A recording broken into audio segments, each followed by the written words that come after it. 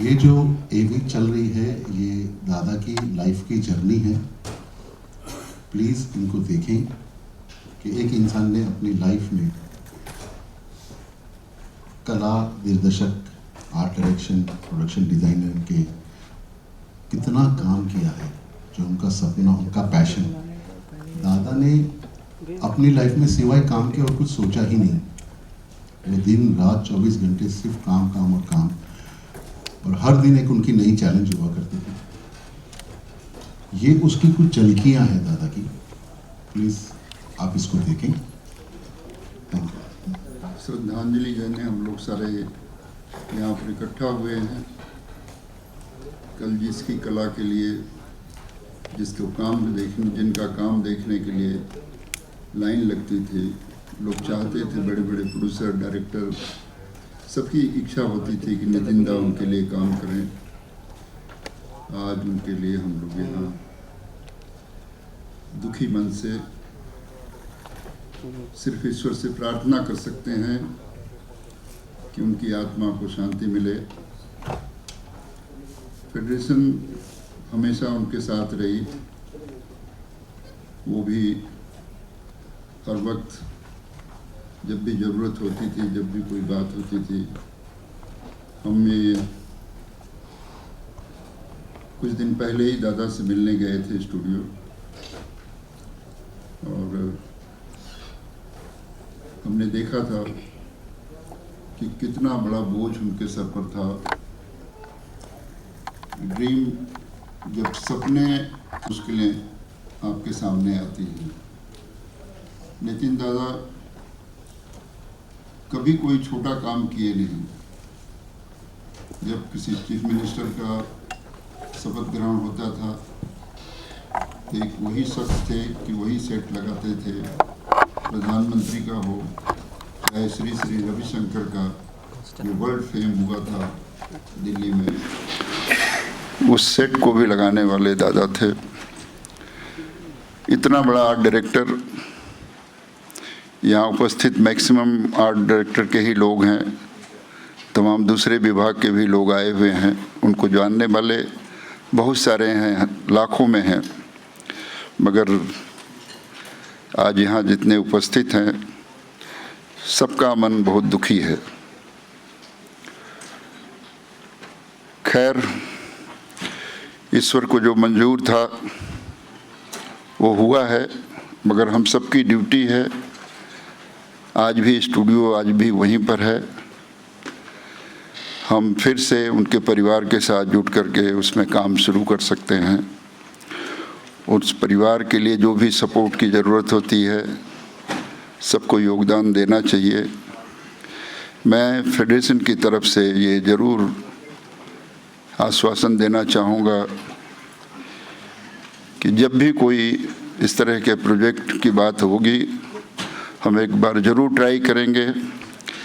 सरकार जो हमारी महाराष्ट्र गवर्नमेंट है, उनसे भी रिक्वेस्ट करेंगे कि किस तरीके से इस प्रॉपर्टी की रक्षा की जाए। एक संग्रहालय बना करके इस स्टूडियो को रखा जाए, लोग आते रहें, इसमें अपना काम करते रहें, फिल्में बनती रहें। क्योंकि दादा को सही सहानुभूति यही तभी होगी जब वो स्टूडियो चलती रहेगी, उसमें काम होता रहेगा और उनके काम की तारीफ होती रहेगी। क्योंकि एक कलाकार जिसने पूरी ज़िंदगी सिर्फ कुछ करने में बिता दिया, कुछ अद्भुत काम करने में उन्होंने अपनी पूरी लाइफ को बिताया। मैं ऐसे कलाकार के लिए, ऐसे आर्ट डायरेक्टर के लिए हमारे पास शब्द ही नहीं है कि हम क्या कहें, किस तरह से कहें। बस इतना ही कहेंगे कि दिलीप जी से बात करके फेडरेशन की तरफ से एक लेटर लिखेंगे महाराष्ट्र गवर्नमेंट को, किस आपदा के समय सरकार उनको सपोर्ट करे। हमारी जो वर्ल्ड लेवल की स्टूडियो बनाने की जो उनकी ख्वाहिश थी, उसको आगे बढ़ाया जाए। क्योंकि आज हम हैं, हम नहीं रहेंगे, कल कोई दूसरा होगा। आज वो नहीं हैं, मगर उनके बनाए हुए, उनके शुरू किए गए काम को आगे बढ़ाना ही सच्ची श्रद्धांजलि होगी। उनके परिवार के प्रति यही उदारता है, यही सहयोग है कि उस स्टूडियो को जिंदा रखा जाए। आने वाले कल में लोग याद करें कि एनडी स्टूडियो थी, जिसका बनाने वाला हम में से, आप में से एक कलाकार, एक टेक्नीशियन था, कोई करोड़पति आदमी नहीं था। पैसे से बहुत कुछ बनाया जा सकता है, मगर जो श्रम से बनाया जाता है, जो विजन के जरिए बनाया जाता है, उस चीज़ को हमेशा याद रखा जाता है। मैं आप सबसे गुजारिश करूंगा कि अधिक से अधिक काम लेकर के आप वहां पर जाएं। जैसे भी सहयोग हो सकता है उस स्टूडियो को जिंदा रखें, क्योंकि एक ऐतिहासिक जगह है। मुंबई में इतनी खूबसूरत, या पूरे हिंदुस्तान में इससे ज़्यादा सुंदर स्टूडियो मैंने नहीं देखा। जो सुविधाएं, जो चीज़ें वहाँ पर बनी हुई हैं, उसे जिंदा रखना है, उसे और अच्छा बना कर रखना है। बस इन बातों के साथ मैं अपनी बातों को विराम देना चाहूँगा। उस परिवार के प्रति हम सब की, जो हमारे लाखों वर्कर, टेक्नीशियन वर्कर हैं, आर्टिस्ट हैं, उनकी तरफ से सहानुभूति देने के लिए मैं यहाँ उपस्थित हूँ। आपको ईश्वर हिम्मत दे। आपका जो नुकसान हुआ है, जो लॉस हुआ है, उसकी भरपाई तो कभी नहीं होगी, मगर यही है कि सच्ची श्रद्धांजलि जो है उस स्टूडियो को कायम रखने में ही है, उसमें काम शुरू करने से ही है। तो हमारी तरफ से सहयोग रहेगा, आगे जो भी होगा देखा जाएगा। बहुत बहुत धन्यवाद आप सबको जो उपस्थित हैं। मैं चाहूँगा कि जो लोग चाहते हैं, जो नज़दीक रहे हैं, नज़दीक तो सारे रहे हैं, अपनी अपनी बात कहें और इसको आगे बढ़ाएं। धन्यवाद।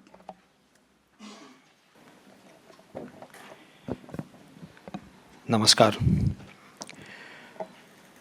आज मैं यहाँ संस्कार भारती के राष्ट्रीय उपाध्यक्ष के रूप में आप सबके सामने इस दुर्भाग्यपूर्ण धारावाहिक बनाने का सोचा, और जब टीम को इकट्ठा करने की बात हुई और प्रोडक्शन डिज़ाइन की बात हुई, तो चहु ओर से केवल एक ही नाम मेरे सामने आया था, वो था नितिन देसाई। मुझे आज भी याद है, वर्सोवा में मेरे मित्र रवि बासवानी के घर पर हम मिले थे,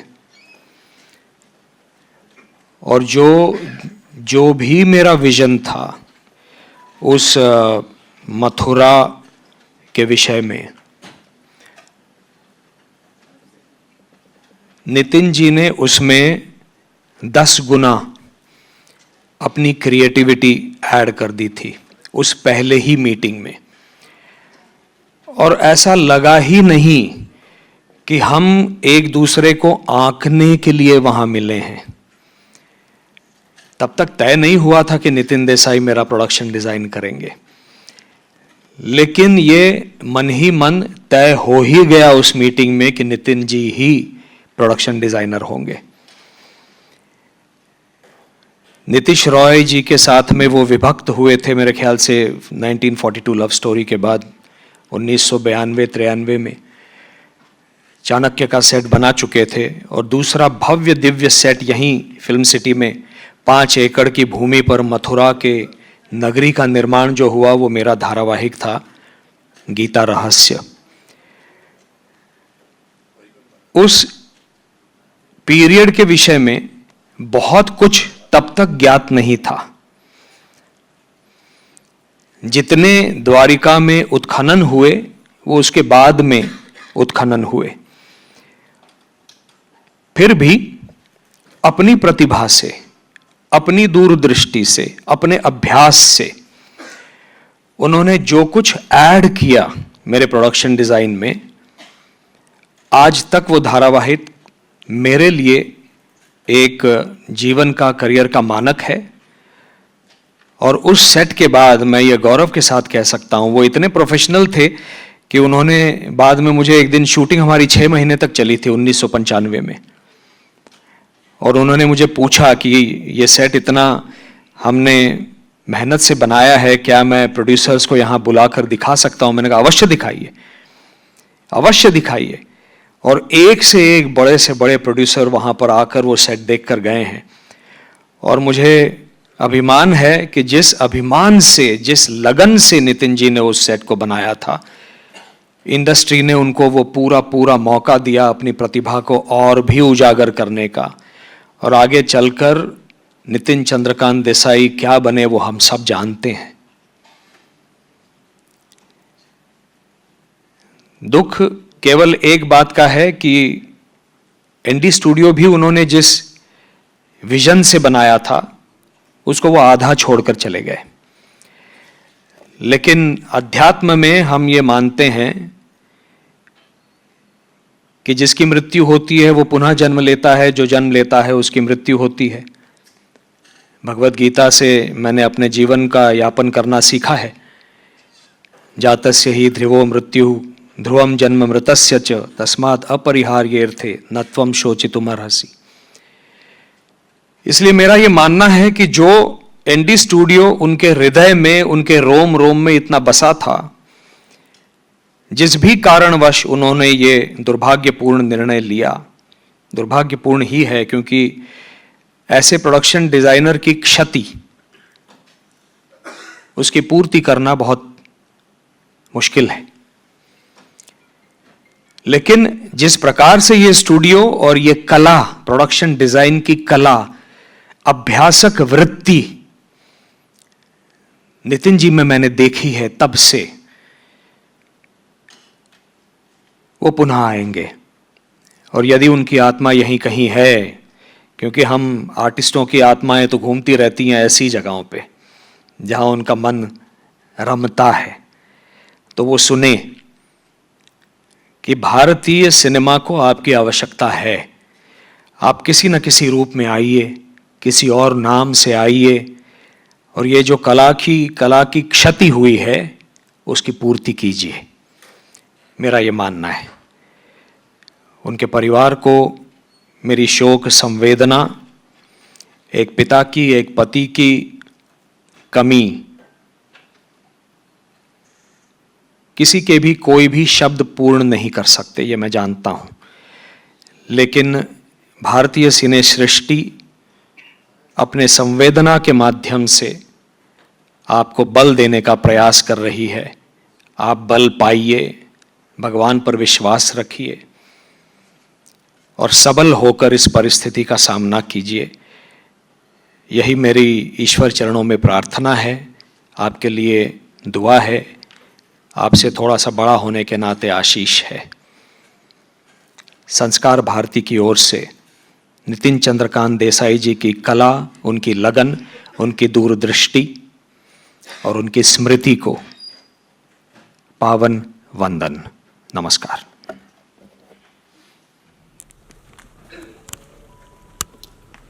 बहुत दुख की बात है कि आज हम इकट्ठे हुए हैं उनको श्रद्धांजलि देने के लिए। वो आज हमारे बीच नहीं है, पर कहता है ना कि समय से बड़ा कोई नहीं, ऊपर वाले की मर्जी के आगे किसी की नहीं चलती। पर हमें लगता है कि ऊपर वाले को 1980 से जानता हूँ, और मेरा जो एक्सपीरियंस उनके साथ रहा वो ये था कि 1991 में मैंने जब फिल्म इंडस्ट्री की तरफ से एक स्टेज शो किया था, सिनेमा 100, तो मेरे कॉन्सेप्ट में बहुत बड़ा शो था। तो मैं सिर्फ नितिन जी को ही याद किया। मैं आपको एक बात बताना चाहता हूँ कि भारत में कभी भी ऐसा शो नहीं हुआ जिसका स्टेज नॉर्मली 60 फुट लंबा होता है, ये 80 फुट होता है। और हमने बनाया, नितिन जी ने बनाया 160 फुट का स्टेज 3D, जिसमें हमारी इंडस्ट्री ने, पूरी इंडस्ट्री ने पार्टिसिपेट किया। 42 स्टार्स थे 200 म्यूजिशियन, 150 डांसर्स और सब बड़े से लेके छोटे आर्टिस्ट तक उस शो में मौजूद थे, जो सेलिब्रेशन ऑफ सिनेमा 100। तब से मैं उनको बहुत करीब से देखा और उन्होंने जो तरक्की की अपने जीवन में सिर्फ अपने सच्चाई, कला, ऑनेस्टी और हार्डवर्क से की। बहुत कम आर्टिस्ट हैं हमारी इंडस्ट्री में जो कि इतना बड़ा स्थान पाया, उन्होंने इतना इंडस्ट्री के बारे में सोचा कि उनके लिए इतना बड़ा स्टूडियो बनाया और डे नाइट काम किया, और जिस तरह से उन्होंने प्रस्थान किया वो एक बहुत दुखद घटना है, दुखद बात है, आप सबको मालूम है। आज आप विस्लिंगवुड आए सब लोग, और खासकर मिसेस नितिन जी को, उनके ब्रदर को, उनकी बेटियों को, दोनों को मेरी पूरी संवेदना है, आशीर्वाद है कि आपको ईश्वर स्ट्रेंथ दे, वो शक्ति दे, और जो उनका विजन है, जो उनके एस्पिरेशन थी, वो आप बेटियां पूरी करेंगी, ये मुझे विश्वास है। संकट आता है सब में, संकट चला जाता है, लेकिन कुछ लोग संकट से घबरा जाते हैं। मैं बहुत आश्चर्य में हुआ क्योंकि मैंने उनसे बड़ा योद्धा देखा ही नहीं था। He would face all kind of opposition, struggles, crises, and he would smile all the time. अभी लास्ट मुलाकात भी मेरी पिछले साल हुई थी, जब हम एक प्रोजेक्ट बनाने वाले थे जो कि पिछले 75 साल 1947 पहले क्रांतिकारियों के बारे में, 75 क्रांतिकारियों की एक डॉक्यूमेंट्री बनानी थी हमको। तभी मेरी मुलाकात उनसे हुई और इधर ही विस्लिंगवुड में हुई, और बहुत एक्साइटेड थे कि सुभाष जी आप और हम फिर से मिलके ये प्रोजेक्ट जो है एक मेमोरेबल प्रोजेक्ट बनाते हैं। वो हमेशा ऊंचा सोचते थे,